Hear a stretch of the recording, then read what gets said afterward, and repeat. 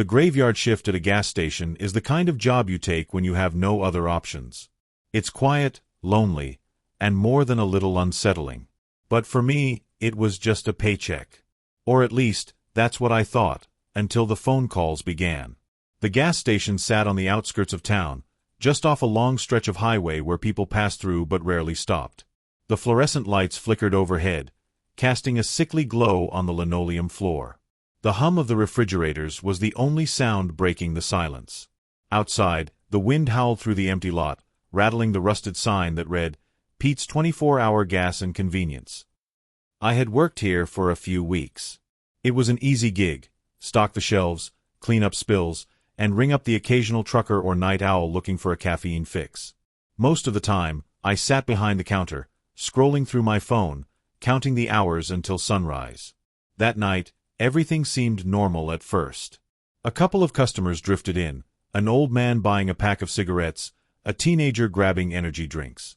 Then, around 2:13 a.m., the phone rang. The landline was ancient, a yellowed plastic relic mounted on the wall behind the register. It never rang unless my boss, Pete, needed something. But when I picked up, I was met with silence. "Hello?" I asked, leaning on the counter. Nothing. Just faint static, like someone was on the other end but refusing to speak. "Pete." I tried again. A crackling sound came through, followed by something that made my skin crawl, a whisper, so faint I could barely make it out. "Don't look outside." Then, the line went dead. I froze, gripping the receiver in my sweaty palm. My eyes darted to the glass doors at the front of the store. Outside, the lot was empty. The streetlights cast long shadows across the pavement, and the only movement came from the swaying trees along the highway. A prank call, I told myself. Some bored teenager messing with the night shift guy. I hung up and shook it off. But then, at 2:27 a.m., the phone rang again. I hesitated before answering this time. My heart pounded in my chest as I lifted the receiver. "Hello." Again, silence. Then, the whisper returned. "Do not look outside." The line cut out once more. A cold chill ran down my spine. I felt the overwhelming urge to glance at the doors, but the warning echoed in my mind. Someone was out there, watching, waiting. I forced myself to stay still, my breath coming in shallow gasps. Maybe if I ignored it, whoever it was would go away. Maybe it was just a stupid joke. Then, the motion-activated security light outside flickered on. Someone, or something, was standing just beyond the edge of the light, near the gas pumps. A shadowy figure, tall and motionless. I couldn't make out a face, just the silhouette of a person standing eerily still. My hands trembled as I reached for the store's old security monitor. The screen was grainy, black and white, but it confirmed what I feared. Someone was definitely out there. I swallowed hard. "Screw this," I muttered, grabbing my phone. I was about to call the police when the landline rang again. My entire body stiffened. The ringing cut through the silence like a blade. I let it go to voicemail. The figure outside took a step closer. I scrambled for my keys. Maybe I could lock the doors, turn off the lights, pretend the store was closed. But just as I reached the switch panel, the power cut out. The hum of the refrigerators died. The fluorescent lights overhead flickered once and went dark. The only glow came from the dim emergency exit sign in the back. The phone rang. Again. I shouldn't have answered it. I should have run, should have hidden, should have done anything else. But I picked up. This time, the whisper was clear. "You shouldn't have looked." A slow, deliberate knock came from the front door. I turned my head, heart hammering against my ribs. The figure was standing right outside, and it was staring straight at me. The figure stood at the glass door, motionless. The store was in complete darkness except for the faint glow of the emergency exit sign. My breath hitched as I took an uneasy step back. The knocking came again, slow, deliberate. Knock, knock, knock. I couldn't see its face. The security light outside flickered weakly, casting a jagged shadow that stretched across the floor. I wanted to look away, to pretend it wasn't real. But I couldn't. My eyes were locked on the figure. Then, the landline rang again. The harsh, metallic sound jolted me. My hands were slick with sweat, but I reached for the receiver, desperate for some kind of explanation. Maybe Pete was checking in. Maybe this was all just a bad prank. But as soon as I picked up, the whisper came through. "Don't open the door." The line went dead. My pulse pounded in my ears. I was never planning to open it, but hearing the voice, hearing it warn me again, made my stomach churn. I glanced at the figure. It hadn't moved. Knock, knock, knock. 3 precise knocks, perfectly spaced. It was like it was waiting for something, like it expected me to react. I inched backward toward the counter, my legs shaking. My phone was still in my pocket, but I knew calling 911 would take too long. The nearest police station was miles away, and even if I told them someone was outside, they'd probably take their time getting here. I needed to do something, anything, before it got inside. Swallowing my fear, I forced myself to move. I crouched behind the counter and reached under it, feeling for the baseball bat Pete kept for emergencies. My fingers curled around the wooden handle, gripping it tightly. Then, I heard it. The door handle rattled. A slow, creaking sound followed, like it was testing the lock. Click, click, click. I sucked in a breath. My heart was hammering against my ribs. I knew the door was locked. I had checked it myself earlier. But something about the way it moved, the deliberate patience of it, sent ice through my veins. I wanted to scream at it to go away, but my throat was dry. Then, it spoke. The voice wasn't human. It was distorted, like a recording played at the wrong speed. "Let me in." My blood turned to ice. It wasn't a demand. It wasn't a threat. It was a simple request, spoken in a voice that didn't belong in this world. I clenched my jaw, tightening my grip on the bat. My entire body screamed at me to not answer, to stay silent, to pretend I wasn't there. But then, my phone vibrated in my pocket. The sudden buzz nearly made me jump out of my skin. My fingers fumbled as I pulled it out, and my stomach dropped when I saw the caller ID. Unknown number. I swallowed hard. I had never given my number to anyone who would call this late. My thumb hovered over the screen, debating whether to answer. But before I could make a choice, a notification popped up. 1 new voicemail. The second I saw it, the landline rang again. I let out a shaky breath and ignored the call. My trembling fingers pressed play on the voicemail. There was a burst of static, and then I heard my own voice. "Don't open the door." My own voice. I nearly dropped the phone. The recording was scratchy, but it was definitely me. I sounded panicked, desperate. But I had never said those words out loud. I had never recorded a message. Then, in the background, barely audible beneath my own voice, I heard it. Breathing. Not mine. Not human. Slow, rattling, wet breaths. Like something was crouched right beside me, just beyond the reach of my senses. A cold dread slithered down my spine. I risked another glance at the front door. The figure was gone. The parking lot was empty. The security light flickered, buzzing faintly in the silence. My mind raced. Did it leave? Was it still out there? I sucked in a deep breath, trying to control the panic clawing at my chest. Then, I made a decision. I had to check the security footage. I rushed to the small office at the back of the store. The old monitor sat on a metal desk, the screen flickering with grainy black and white images of the parking lot, the aisles, and the front entrance. My hands were shaking as I rewound the footage to the last few minutes. I pressed play. The camera showed the gas station, quiet and still. Then, at 2:27 a.m., the figure appeared. It walked slowly toward the glass door, stopping just outside. It stood there, unmoving, for exactly 2 minutes. Then, something strange happened. The screen glitched. For a fraction of a second, the figure vanished, just blinked out of existence. Then, it was suddenly inside the store, standing right where I was now, inside the office. I recoiled, my breath catching in my throat. The camera glitched again, and the figure was standing directly behind me. I spun around. Nothing. The room was empty. But I felt it. I felt something watching me. The air was thick, suffocating. My ears rang with silence, and my skin prickled with the unmistakable sensation of being observed. The landline rang. I flinched. The sound was deafening in the quiet room.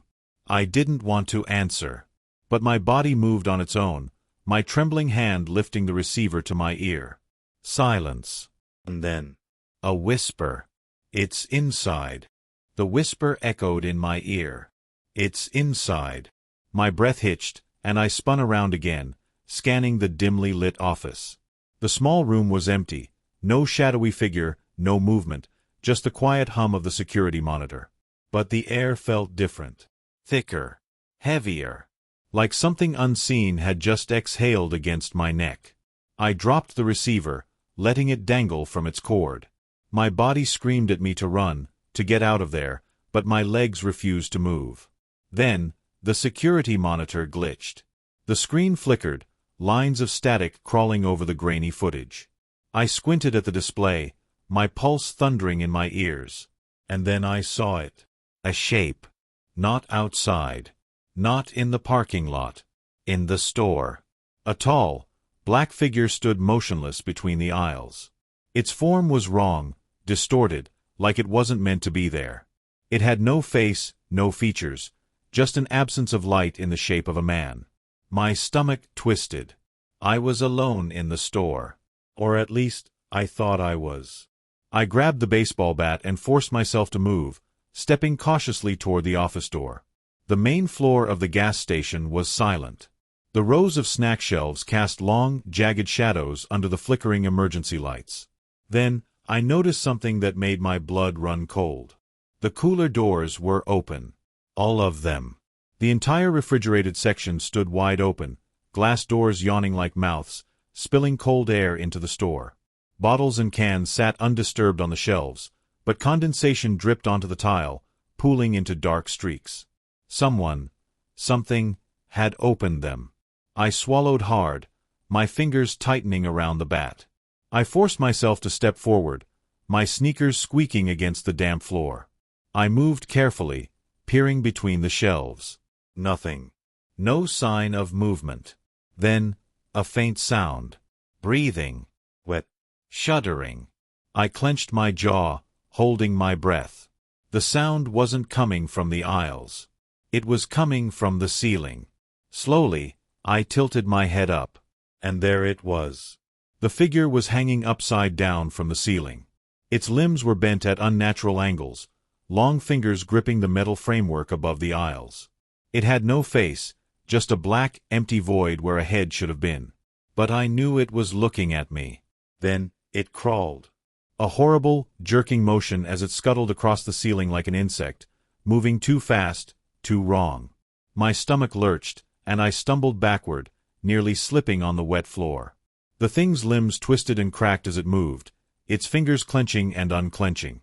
It reached the far wall and suddenly dropped, landing on all fours with a sickening thud. I ran. I didn't think. I didn't breathe. I just ran. I bolted past the shelves, my sneakers sliding on the tile. My only thought was the exit. The front door was right there, the neon open sign buzzing weakly. Then, the landline rang. The shrill sound stopped me mid-stride. My mind screamed at me to keep running, but my body froze. The thing, it stopped moving. It stood up. Slowly. Unfolding its body like a marionette being lifted by invisible strings. Then, it spoke. Not out loud. Not from any mouth. It spoke through the ringing phone. "Don't run." I gasped, my chest tightening. My vision blurred for a second, my brain struggling to process what was happening. The landline kept ringing. And now, so did my cell phone. A notification popped up on the screen in my pocket. Unknown number. One new voicemail. The thing took a slow step forward. I moved. I sprinted for the door, heart pounding. I crashed into the glass and shoved against it. Locked. No. No, no, no. I yanked on the handle, panic clawing up my throat. The keys, I had them, didn't I? My pockets, where were my keys?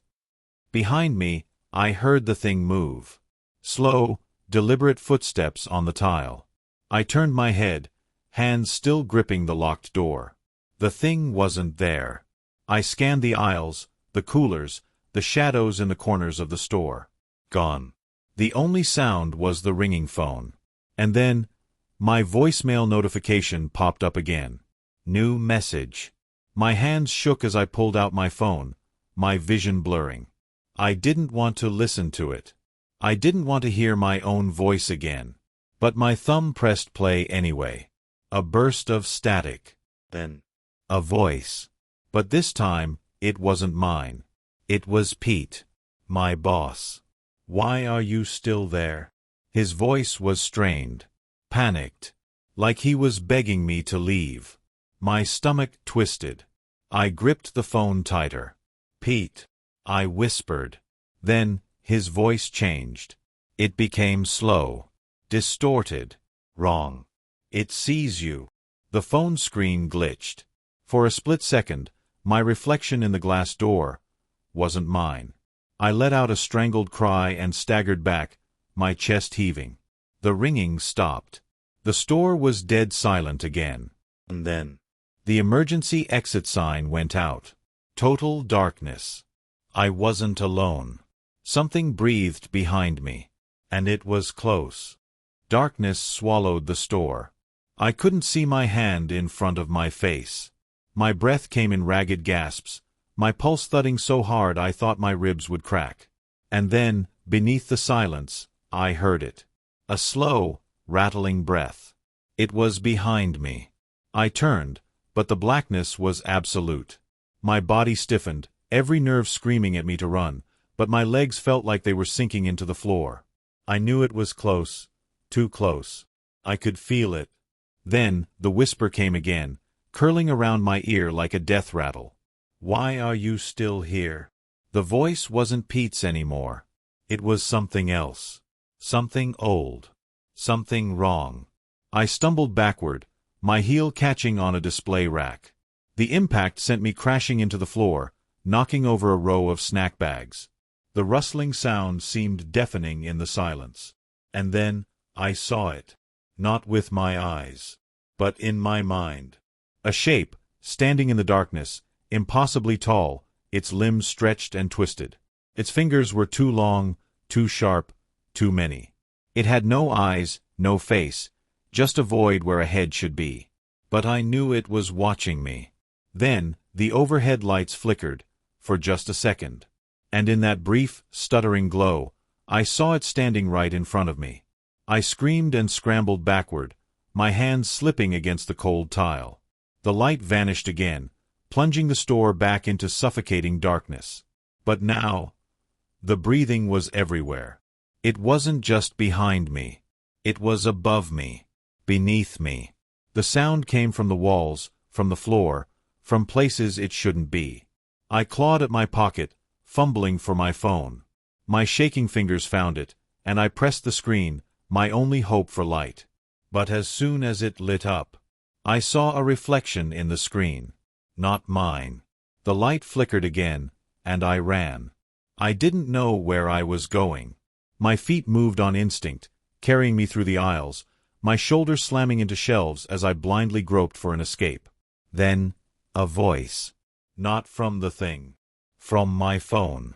The speaker crackled, and Pete's voice came through again. Don't go into the back room. Whatever you do, don't.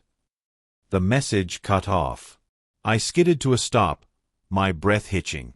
I was right in front of the back room. The door was slightly open, and I swore I saw something move inside. A slow shuffle.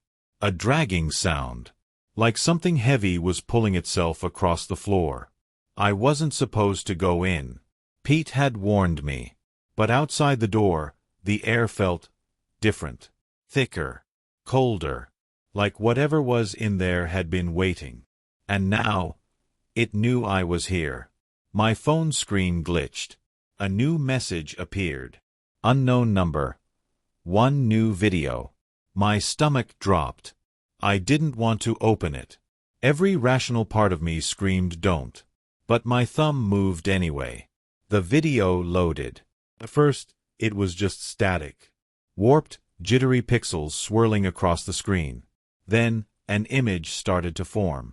A grainy, security feed. The gas station. From above. I saw myself.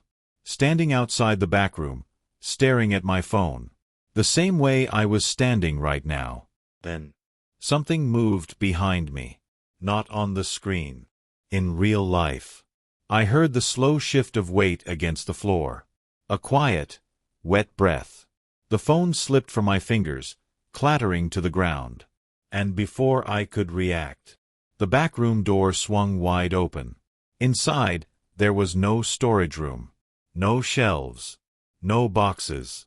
Just darkness. An endless void stretched before me, blacker than anything I had ever seen. It wasn't just empty space, it was wrong. And something was coming out of it. A hand. No. Not a hand. Something trying to be a hand. Fingers curled at unnatural angles, joints bulging in ways that didn't make sense. Another limb slithered out behind it, then another. More than two. More than four. I stumbled back. The thing crawled forward. Its body pulled itself out of the void inch by inch, grotesque and shifting. The more it emerged, the less it looked human. And then, finally, it lifted its head. I couldn't breathe. The face. It was mine. Not just similar. Not just familiar. It was me. My own face, grinning.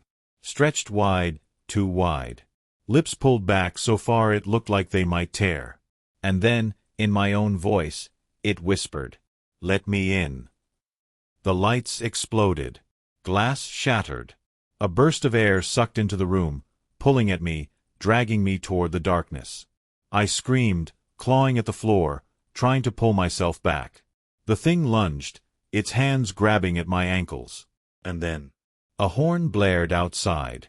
Headlights flashed through the shattered windows. A car. Someone was outside. The moment the light hit the store, the thing vanished. The air shifted. The darkness retreated. I collapsed, gasping for breath. And then, from outside, a voice. "Hey, you okay in there?" Shaking, I turned my head. A man stood outside his car, peering into the gas station. He looked confused, concerned. I looked around. The back room was back. The door was normal. The shelves were stacked like they should be. The store was normal. Had it all been in my head? Had I imagined? Then I saw my phone on the floor. The screen was still on. The video was still playing. And on the screen, the thing was still there. Standing in the back room. Watching me. And then, it smiled. The video cut to static. The gas station phone rang one last time. And this time, I let it go to voicemail. The phone kept ringing. Each shrill tone cut through the silence like a blade. The man outside knocked on the glass, his face scrunched in concern. "Hey, you all right?" His voice sounded distant, wrong, like I was hearing him from underwater.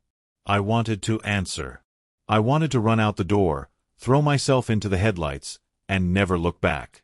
But my eyes were locked on my phone screen. The video was still playing.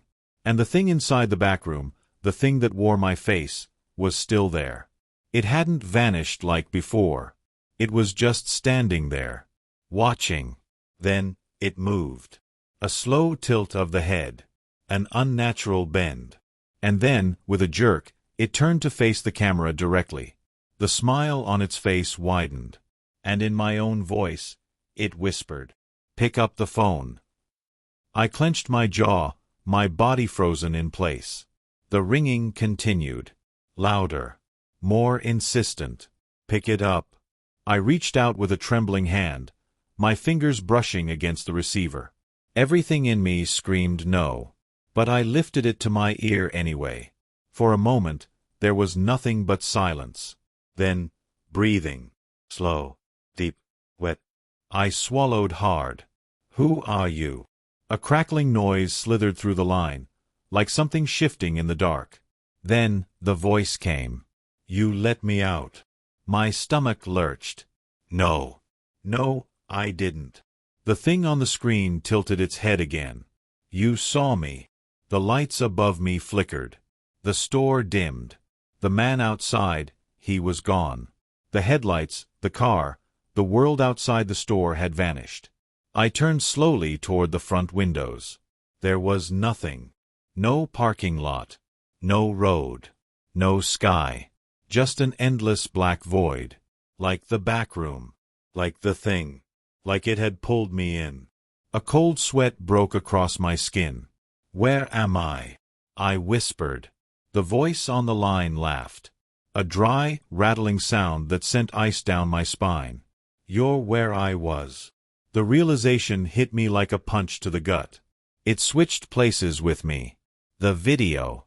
The reflection. The moment I had looked at it, I had let it in. And now, I was the one trapped. I turned to the security monitor, my breath hitching. The store looked normal. Nothing out of place. The gas station shelves, the counter, the coolers, everything exactly as it should be. Then I saw the figure standing behind the counter. My heart nearly stopped. It was me. The other me. Smiling. It picked up the phone on the counter and pressed it to its ear. And I heard my own voice say, "Can you hear me?" A low, distorted hum rumbled through the phone line. The walls of the store seemed to breathe, shifting like a living thing. I looked around desperately, searching for something, anything that could get me out. Then, my phone vibrated in my pocket.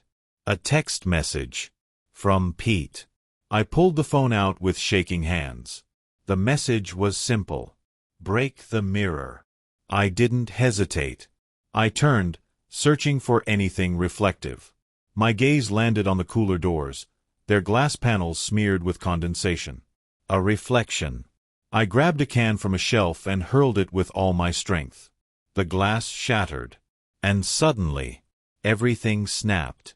The gas station lights flared back on. The void outside the windows collapsed back into reality. The sound of distant cars rushing down the highway returned, the distant hum of streetlights flickering to life. The air shifted, and I was back. I collapsed to my knees, gasping for breath. My heart slammed against my ribs, my body trembling from the cold sweat that coated my skin. The phone in my hand. Silent. I turned toward the security monitor. The figure behind the counter was gone. I was alone again. The landline didn't ring. I grabbed my keys and ran. I didn't stop until I reached my car, throwing myself into the driver's seat and locking the doors. My hands trembled as I jammed the key into the ignition, the engine roaring to life. I floored it, leaving the gas station in the rear-view mirror. The neon open sign buzzed weakly as it faded into the distance. I never went back. And Pete, he never answered my calls again. Epilogue. Weeks passed. I tried to move on, to forget. Then, one night, my phone buzzed. An unknown number. A voicemail notification. I hesitated, my pulse hammering in my ears. I shouldn't have listened. But I did. The message was short. My own voice. And it whispered, "Let me out."